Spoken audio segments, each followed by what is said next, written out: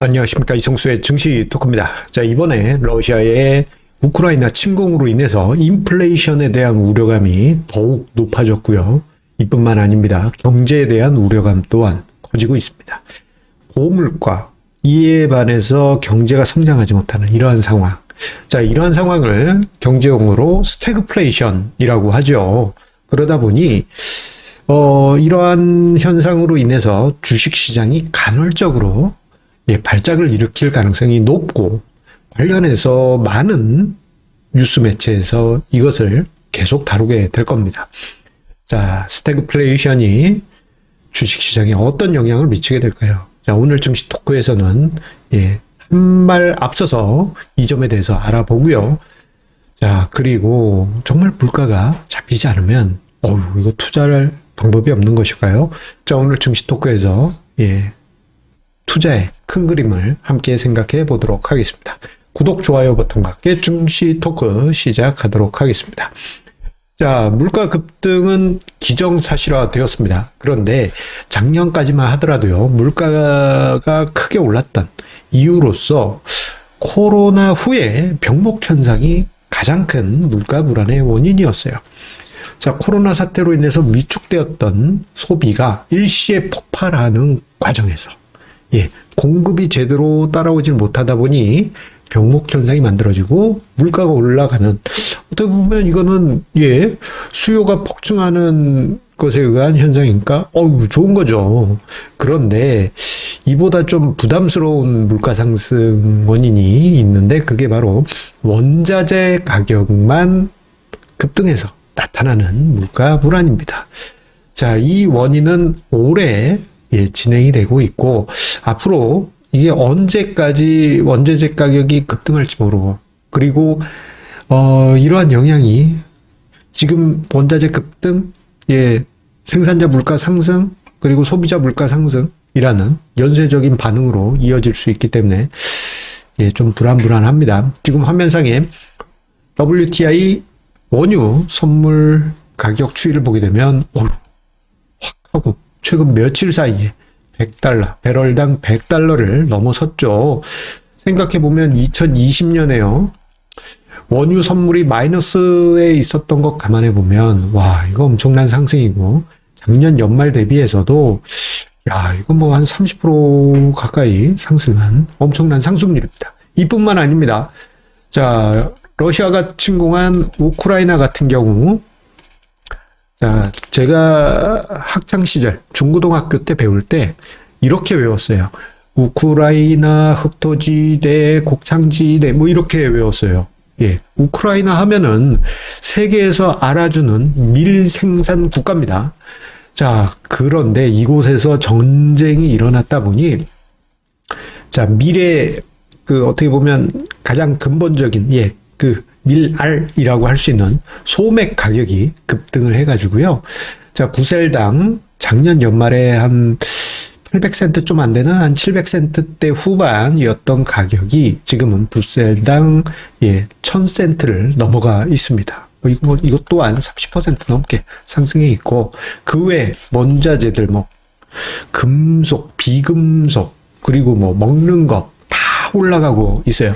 자, 이러한 여파로 인해서 시차는 있을 수 있겠지만 원자재 가격 상승은 PPI, 생산자 물가 상승으로 이어지게 될 거고요. 그리고 이러한 현상은 결국 소비자 물가 상승을 급등시키면서 인플레이션에 대한 압박을 높일 수 있습니다. 그런데 이게 물가 상승 관련해 가지고는 긍정적인 효과가 경제에 있어요. 물가가 상승하면 소비를 앞당겨서 하기 때문에 경제에 긍정적인 효과가 있지만, 지금 같은 경우에는 원자재 가격 상승이 어떤 수요의 급증 원인도 일부 있겠습니다만, 지금 같은 경우에는 러시아 침공 영향이 크지 않습니까? 이로 인해서 러시아 경제 제재 들어갔고, 러시아 경제 제재로 인해서 여러 가지 연쇄적인 금융 리스크가 발생하는 거 아니야? 이런 이야기도 등장하고 있어요. 러시아에서 돈 받아야 될 어떤 회사들이 돈을 받지 못하면 그 회사가 부도가 날 수가 있고 그 부도가 나면 또 다른 데 연쇄적으로 어떤 금융 리스크가 커지지 않겠느냐. 뭐 이러한 이야기도 등장하고 있고 그러다 보니 미국의 장기 금리가 급락하고 있습니다. 예, 장기 금리는 기본적으로 경제에 대한 바로미터라고 할 수 있는데 얼마 전까지만 하더라도 이게 미국의 10년 국채 금리가 2% 넘어가고 하면서 와, 이거 장기 금리 계속 올라가는 거 아니야? 라는 분위기였는데 러시아 침공 이후 분위기는 급반전했습니다. 자, 그런데 이 장기 금리뿐만 아니고 단기 금리 또한 급락세에 있어요. 특히 미국 연준의 기준금리 인상 확률을 보는 CME의 패드와치 자료를 토대로 해서 보게 되면요. 자, 2월 이맘때만 하더라도 이번에 3월 FOMC에서 지금 3월 16일로 예정되어 있죠. 3월 16일 FOMC에서 기준금리가 어디에 있을까요? 라는 확률, 그 확률이 50bp 인상하지 않겠어 했던 게 거의 일시적이지만 확률 90%를 넘어가기도 했습니다. 하지만 지금 같은 경우에는요. 거의 제로 수준까지 내려갔고요. 오히려 25bp만 인상할지도 몰라라는 분위기가 거의 90 몇 %에 이릅니다. 모든 금리가 지금 하락하면서 경제에 대한 불확실성 또한 높아져 있는 상황입니다. 자, 이러한 물가 불안, 경제에 대한 불안, 이게 과거 선례가 있다면 우리가 그 안에서 답을 찾아볼 수 있겠죠. 다행히 50여 년 전에 야, 이게 벌써 50년 전. 50여 년 전에 오일 쇼크 때 있었습니다.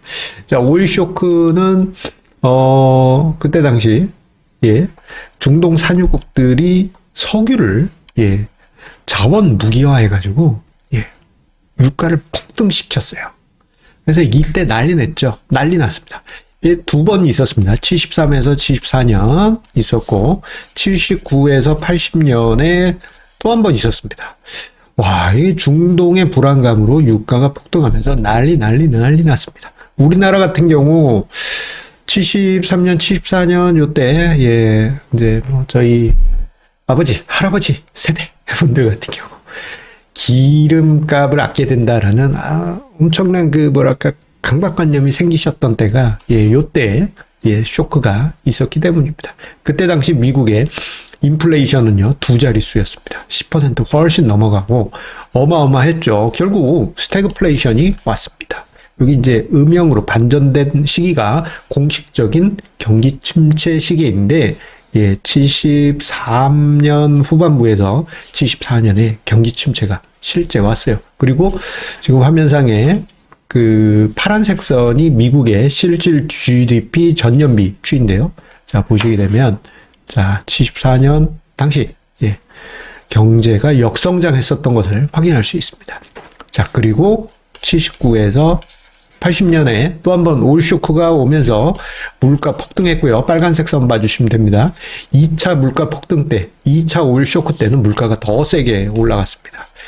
그러면서 이때 당시 미국 연준 의장이 폴 볼커라는 키도 진짜 크고요. 막 이름처럼 막 우락부락하게 생기신 분이 있어요. 그분이 미국의 기준금리를 거의 한 20% 가까이 높입니다. 자, 그런 와중에 경기 침체가 오고 스태그플레이션이 이때 찐하게 왔습니다. 자, 이렇게 두 번의 스태그플레이션이 70년대에 있었는데 자, 우리가 알고 싶은 것은 경제 상황 안 좋았어. 오케이, 정 알겠어. 주식 시장은 어땠을까요? 우리 궁금한 건 그거겠죠. 지금 이제 물가 불안, 이건 거의 기정사실화 되어 있고 만약에 정말 스태그플레이션까지 온다면 증시는 어떻게 될까요? 자, 이것을 보기 위한 하나의 참고 자료로서 조금 전에 이야기 드렸던 1차 오일 쇼크와 2차 오일 쇼크 당시에 미국의 S&P 500 지수를 보도록 하겠습니다. 자, 미국의 S&P 500 지수 1차 오일 쇼크 때는 거의 이게 좀 과하게 표현해서 반토막 났어요. 반토막. 지수가. 엄청난 하락률이었죠. 예. 그런데 아이러니하게도 2차 오일 쇼크 때는요.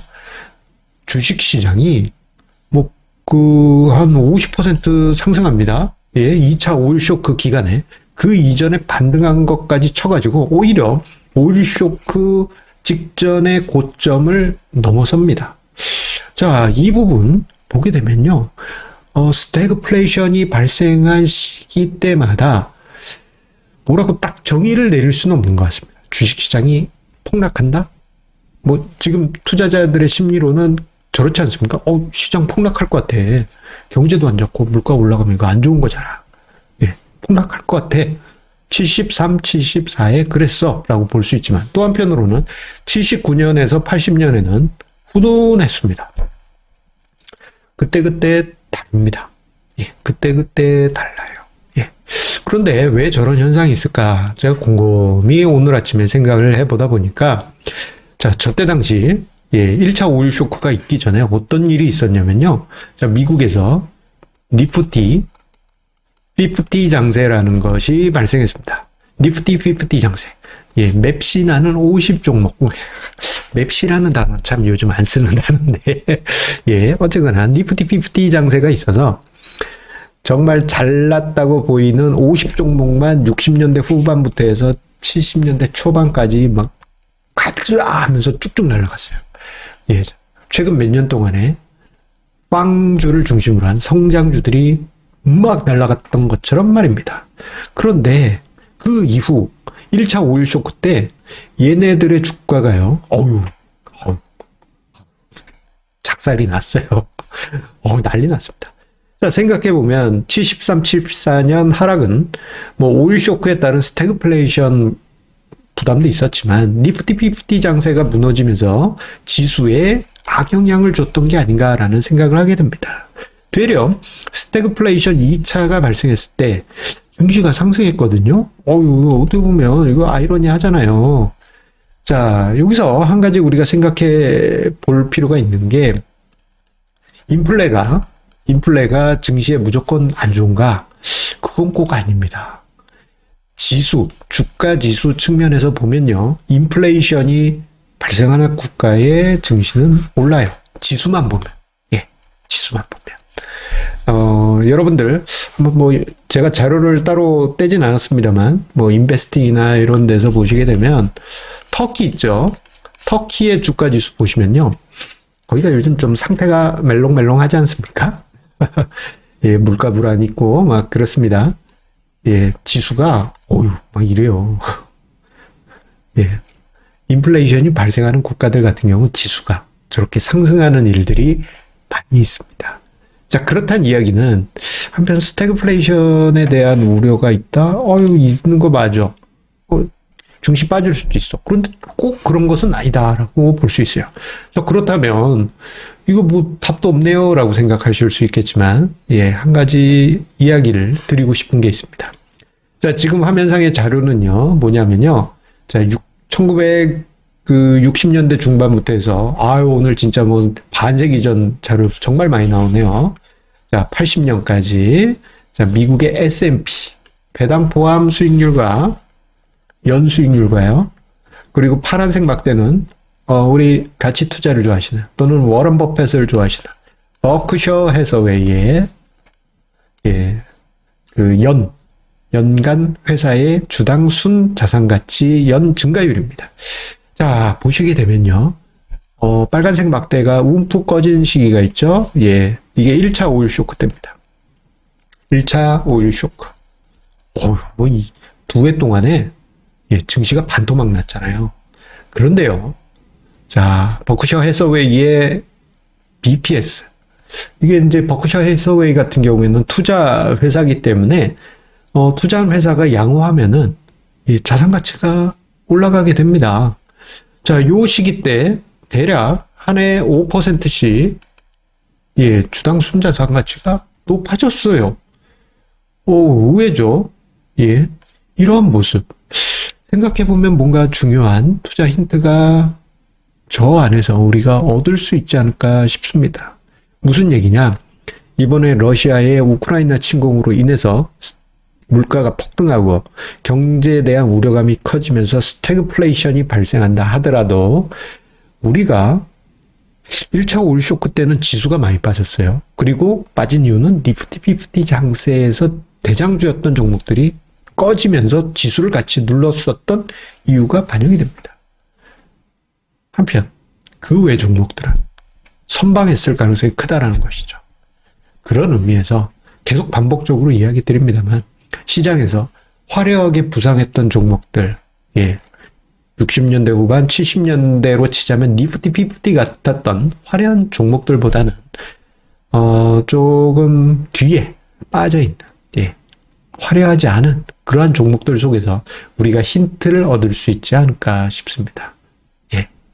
이 점이 오늘 증시 토크의 핵심 포인트입니다. 끝까지 보신 분들 중요한 힌트 얻으셨으리라 생각이 됩니다. 그러면 여러분들 성공 투자 이어가시 바라면서 힘내십시오. 화이팅! 화이팅!